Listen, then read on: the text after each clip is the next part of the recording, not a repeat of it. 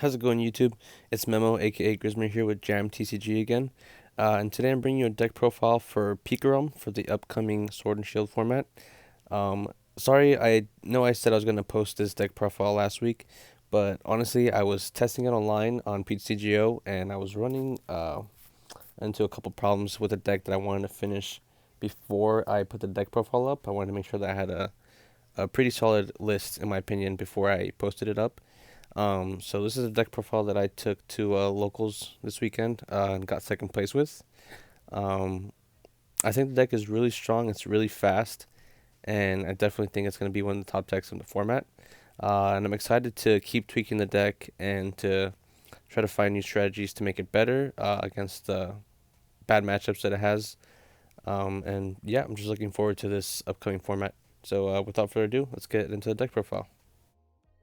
So let's start off with the Pokemon. First off, we have Pikachu and Zekrom GX.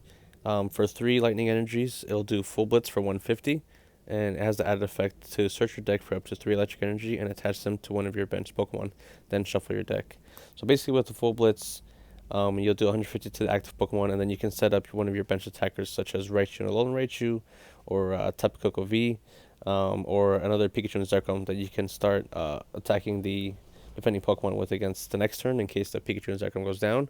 Or you could even attach the 3 extra energy to itself, and then you can Tag Bolt GX, which does 200. Its cost is only 3 lightning energy, but if this Pokemon has at least 3 extra energy, lightning energy, excuse me, attached to it, it'll also do 170 damage to a Pokemon on the bench. So you could snipe a Pokemon V or any Pokemon GX with 170 or less HP. Your main target most of the time is going to be Dedenne GX because a lot of decks are running Dedenne GX as a means to draw. So you can easily snipe Dedenne off the bench and take 2 prize cards. Your next attacker is going to be Raichu and Raichu GX Tag Team. For 2 lightning and a colorless energy, it'll do 80 damage.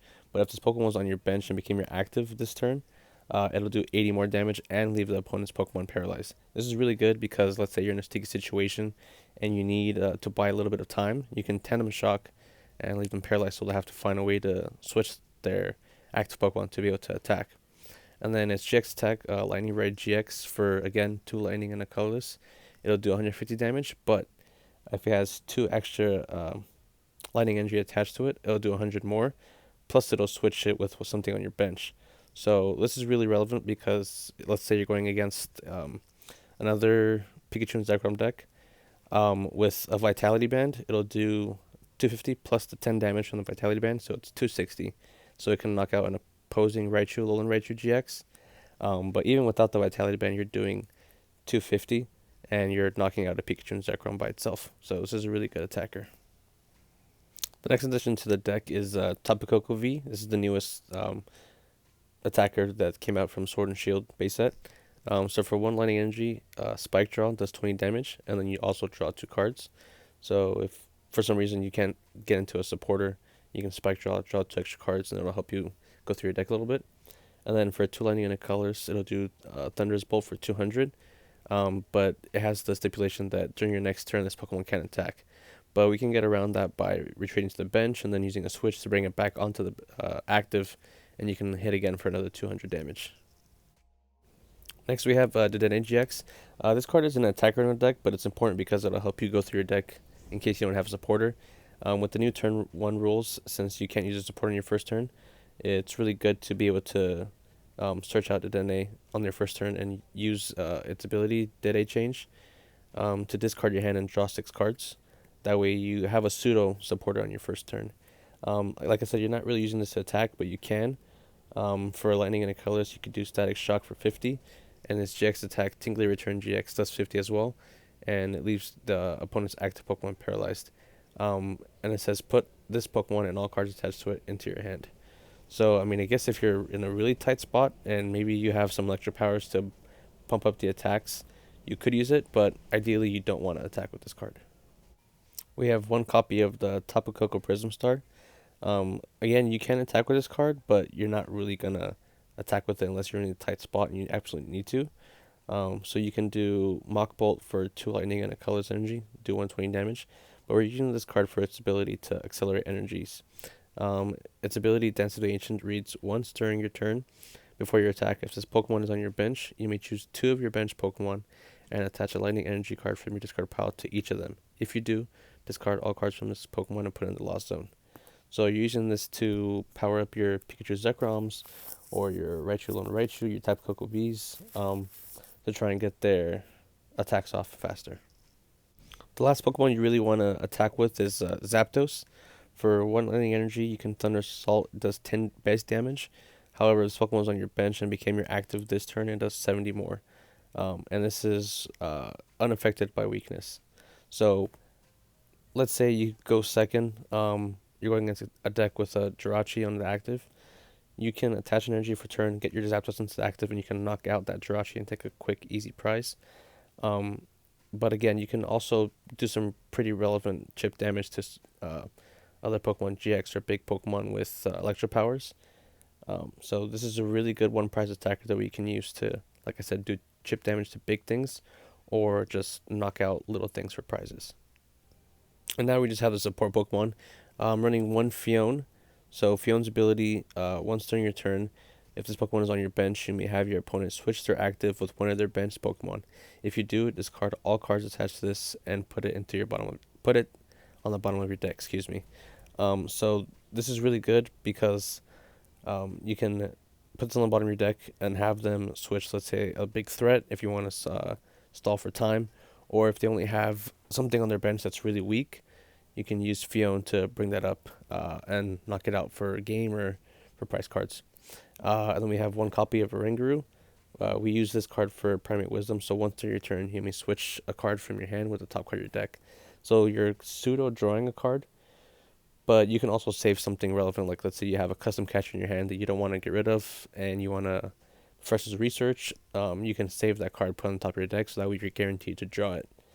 So it's a very versatile card that you can use for a lot of different needs that you have. And then we have 3 copies of Jirachi. So Jirachi Stellar Wish lets you look at the top 5 cards of your deck and reveal a trainer card from the top 5 and add it to your hand. So this can find a bunch of different things for a bunch of different situations. You can find a supporter, you can find your Electro powers, a custom catcher you need, quick balls, anything this thing can search out, and just adds a lot of consistency to the deck. So we're running 4 copies of Volkner. Volkner is really good because it can help you out in a lot of different situations. Volkner lets you search for an item card and electric energy from your deck.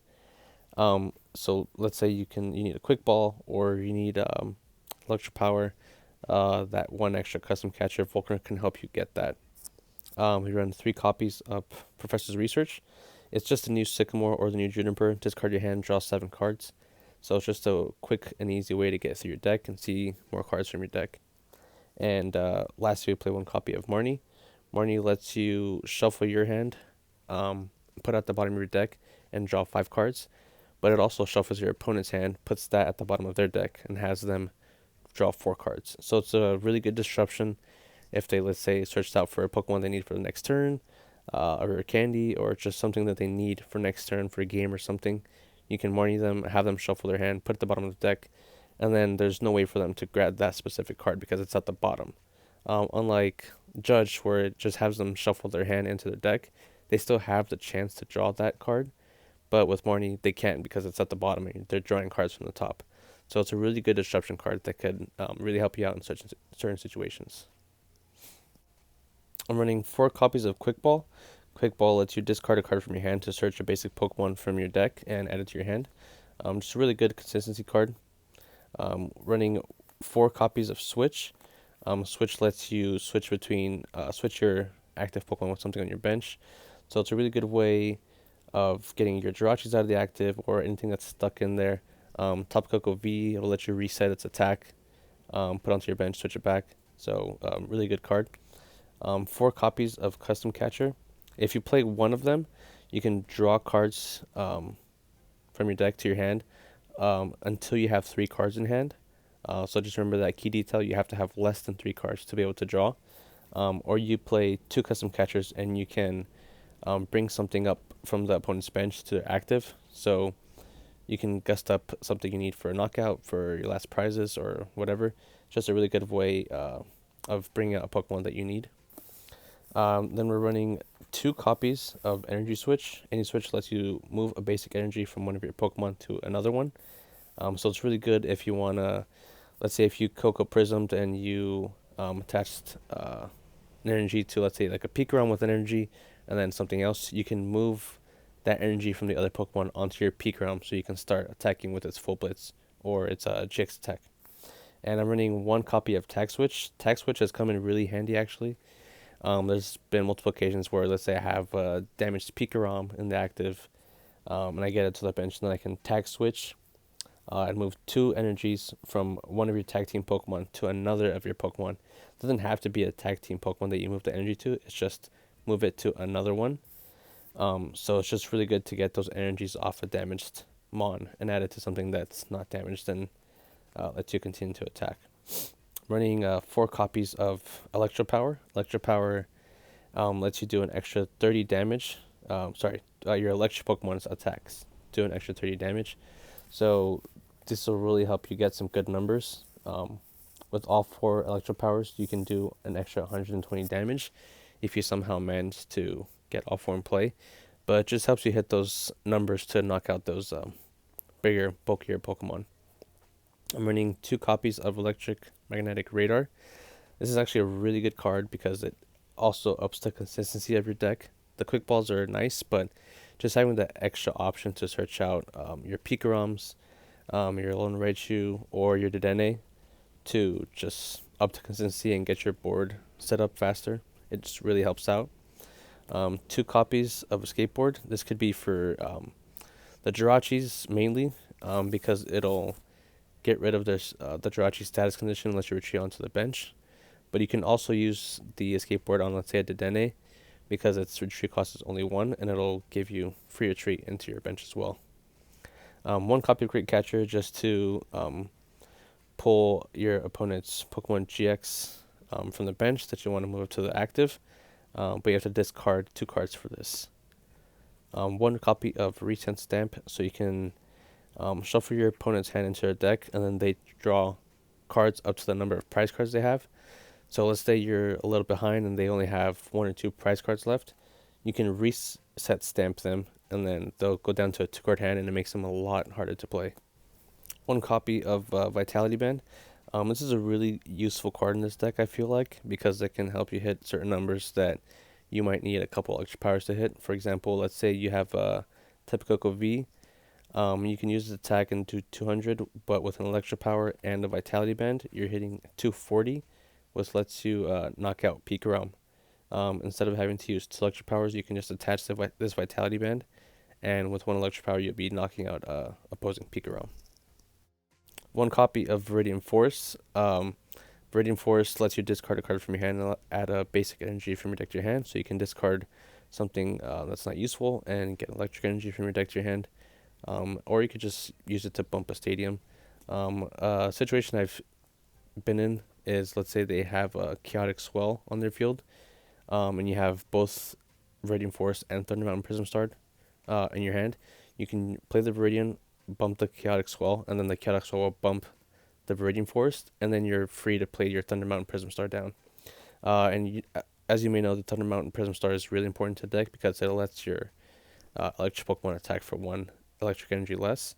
So you can Full Blitz or Attack Bolt for 2 energy instead of 3.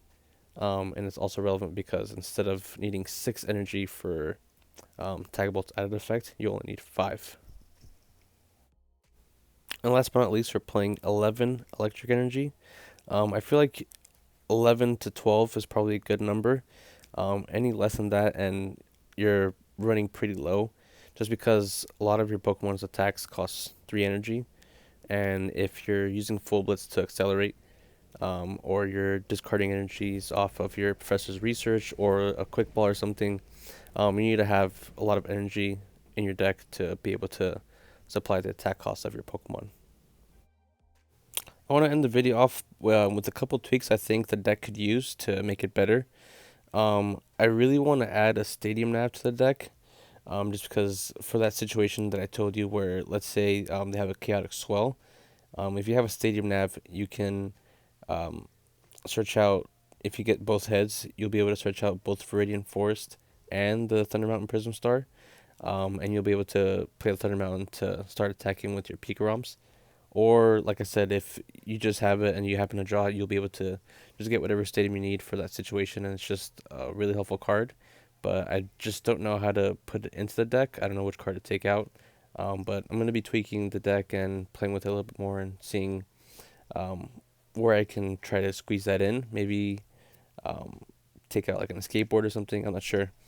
You could also add a big charm if you want to take out maybe like the vitality band and add the big charm so that way you're just a little more bulky instead of hitting for the extra 10 damage. You could do that as well. Maybe try to find some sort of stage 1 attacker.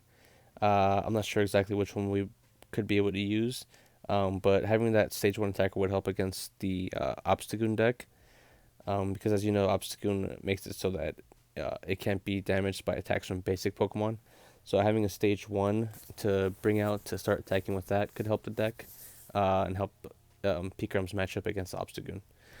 So there's just a couple tweaks that I think the deck could use to make it a little bit better. Let me know in the comments down below what you think of the deck profile. Maybe give me some constructive criticism on not only the deck profile, but the video. If you want me to do something different, if there's something you would want me to talk about, I'd be more than happy to make a video and talk about certain situations if you want with the deck. Certain scenarios you want to see, like let's say like a Pikarom against Mew and Mewtwo deck, or Pikarom against an ADP deck. If you want help with certain scenarios, just let me know in the comments and I'll try to make a video or try to answer questions about the deck. But yeah, that's it for the deck profile, guys. I hope you enjoyed it. Like I said, be sure to like, comment, and subscribe to the channel. And again, our Instagram will be in the description down below if you want to follow our Instagram, where we do lots of code giveaways. Just hit us up on Instagram, and we'll give codes out every couple weeks to you guys on there. And yeah, again, I hope you guys enjoyed the video, and I'll see you in the next one. Later, guys.